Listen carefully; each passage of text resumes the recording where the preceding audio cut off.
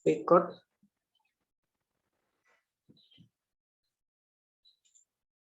Bismillahirrahmanirrahim. Assalamualaikum warahmatullahi wabarakatuh.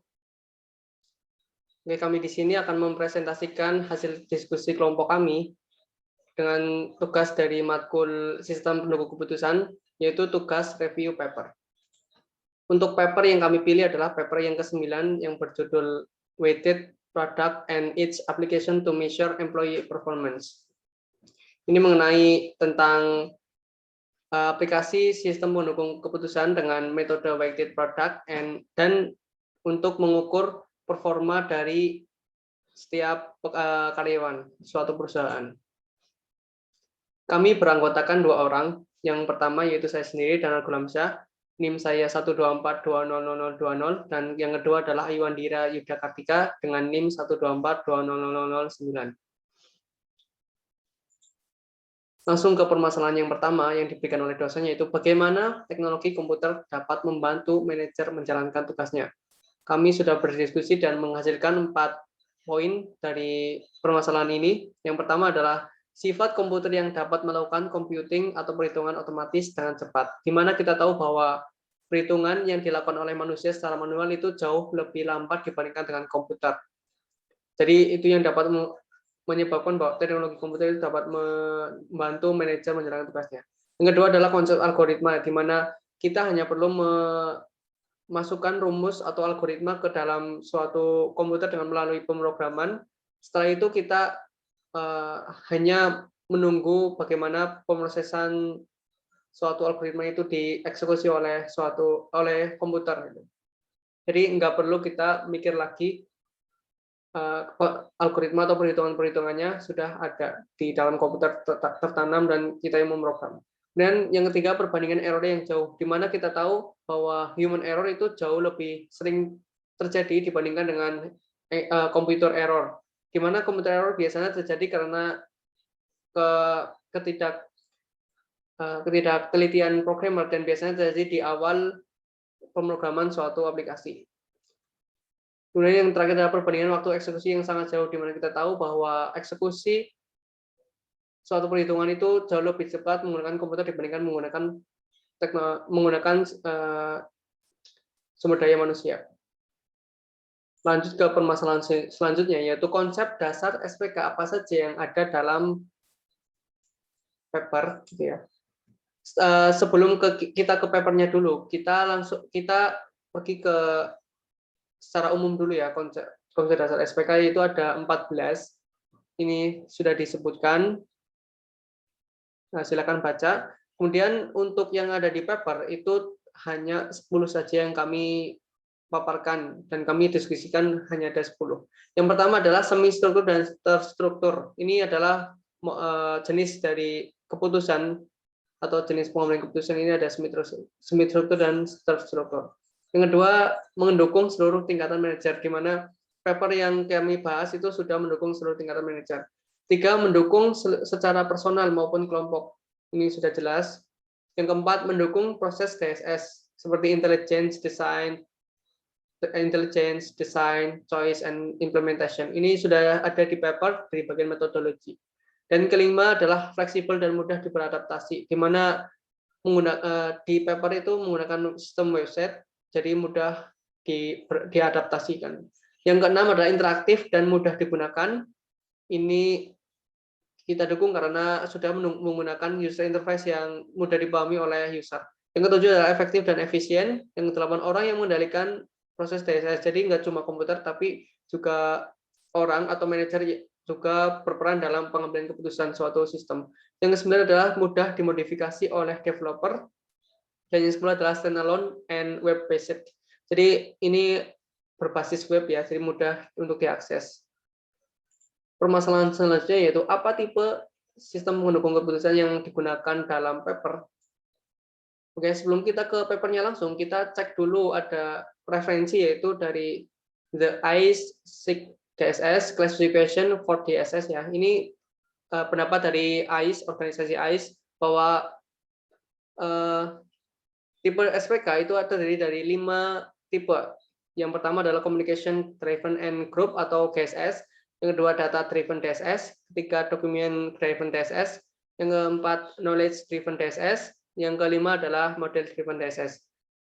Untuk pengertiannya, secara singkat saja, yang pertama, DSS ini seluruh komponen teknologi informasi yang di situ ada kolaborasi antar orang, itu semuanya disebut DSS.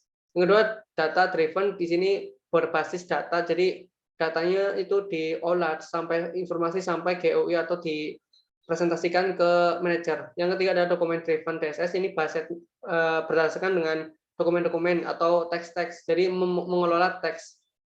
Terus yang keempat, knowledge driven DSS, ini berdasarkan pengetahuan, jadi kayak lebih tinggi itu, lebih susah dan lebih rumit ya.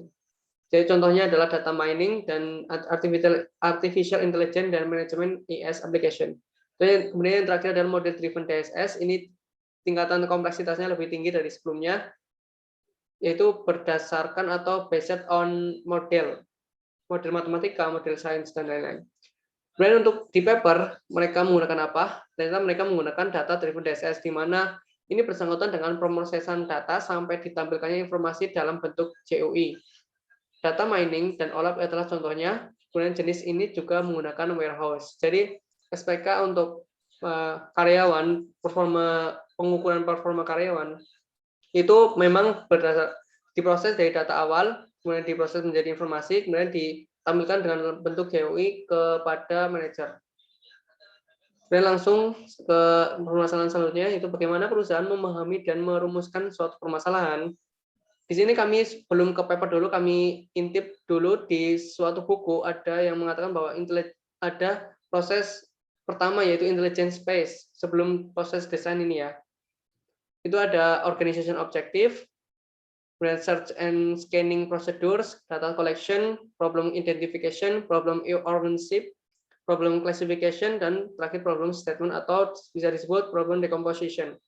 Untuk yang pertama adalah untuk yang tiga pertama ini merupakan kayak pengenalan terhadap perusahaan. Jadi kita mengenal tujuan organisasinya dulu, kemudian scanning dan cari-cari dulu tentang proses-proses yang terjadi di suatu perusahaan atau organisasi. Kemudian data collection ini mengumpulkan data dengan metode-metode yang sudah ditentukan seperti observasi, terus kuesioner, dan lain-lain, atau literatur review.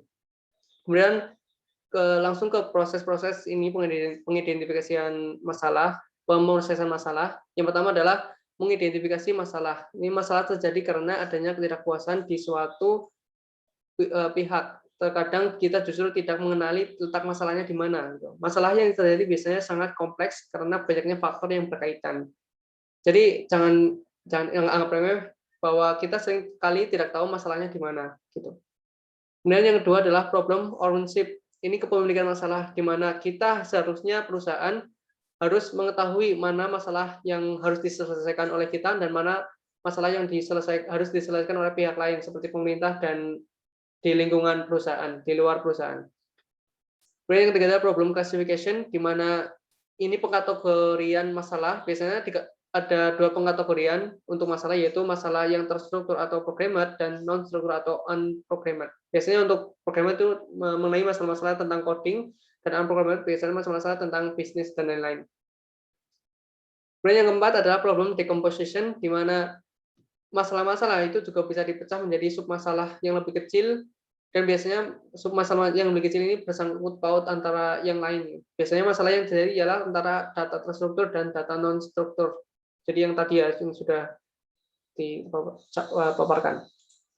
Lanjut ke masalah selanjutnya, yaitu bagaimana mengumpulkan informasi yang relevan. Oke, arti kata relevan dulu kita definisikan, yaitu relevan kayak data ini cocok untuk pengambilan keputusan di bidang ini gitu, ke bidang keuangan. Jadi kayak misal bidang keuangan itu nggak berkaitan sama sekali sama human resource, jadi datanya nggak relevan gitu misalnya. Gitu ya untuk kata relevan. Kemudian lanjut ke yang pertama, langkah pertama yaitu menentukan metode pengumpulan data yang cepat dalam rangka mendapatkan data yang relevan dan valid. Metode pengumpulan data biasanya observation, literatur review, interview, dan ini tiga metode ini digunakan oleh paper yang kita bahas. Yang kedua adalah menentukan skala prioritas terhadap data yang akan dikumpulkan.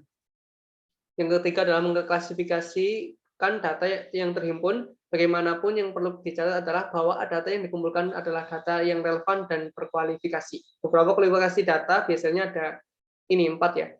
Yang pertama, data tersebut memiliki hubungan dengan objek masalah. Jangan sampai data itu nggak berhubungan sama objek masalah, jadi kayak nggak nyambung gitu, nggak relevan. Yang B, data dikumpulkan pada waktu yang tepat. Yang C, pencarian dan penggunaan data harus sesuai aturan yang berlaku. Yang terakhir adalah kecermatan data harus bersifat kredibel, terbatas, akurat, dan tidak saling bertentangan. Itu masalah yang sudah kami selesaikan berdasarkan paper yang kami bahas. Kemudian masalah selanjutnya akan dibahas oleh rekan saya.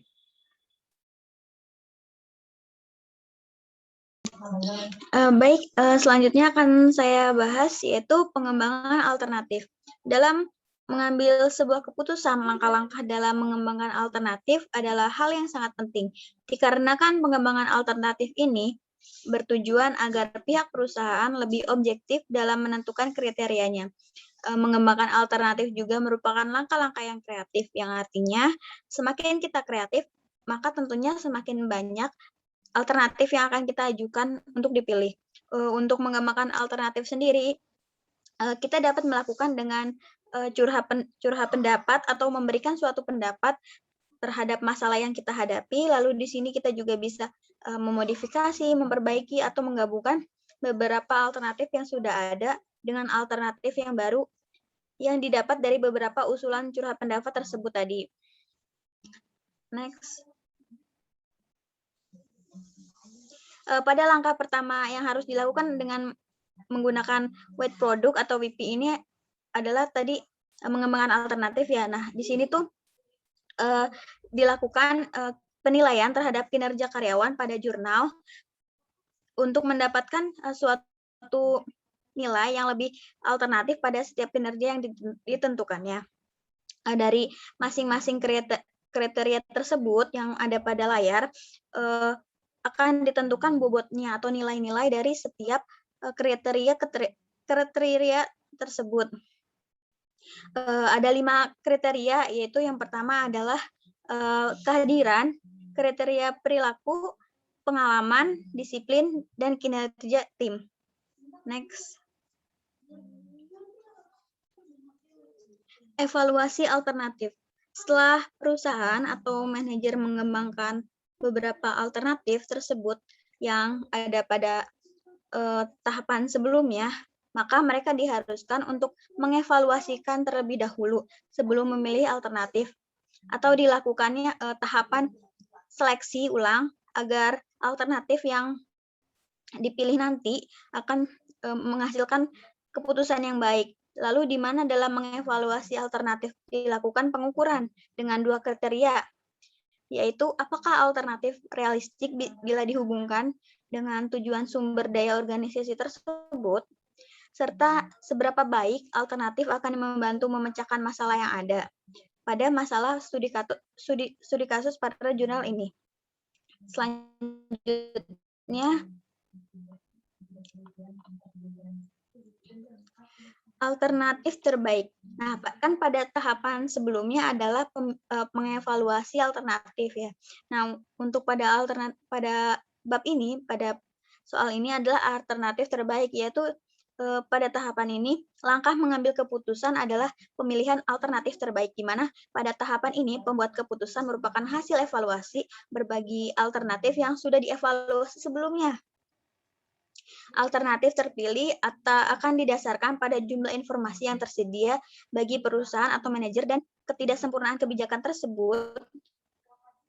Pilihan alternatif terbaik juga merupakan suatu diskusi di antara beberapa faktor yang dipertimbangkan seperti pada jurnal, yaitu terdapat beberapa penyelesaian produk white product, yaitu terdapat diskusi sehingga alternatif ini tuh dapat diimplementasikan pada tahapan selanjutnya.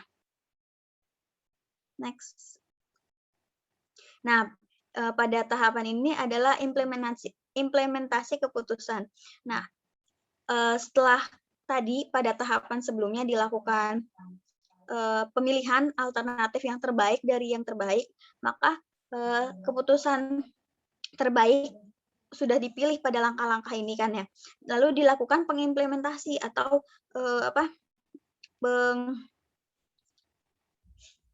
pengimplementasi terus keputusan tersebut ya dengan cara membuat rencana agar keputusan terukur dan tercapai. Semisalnya pada jurnal ini dilakukan mengimplementasikan yaitu pada sistem website yang dilakukan dalam penilaian karyawannya. Di sini terdapat beberapa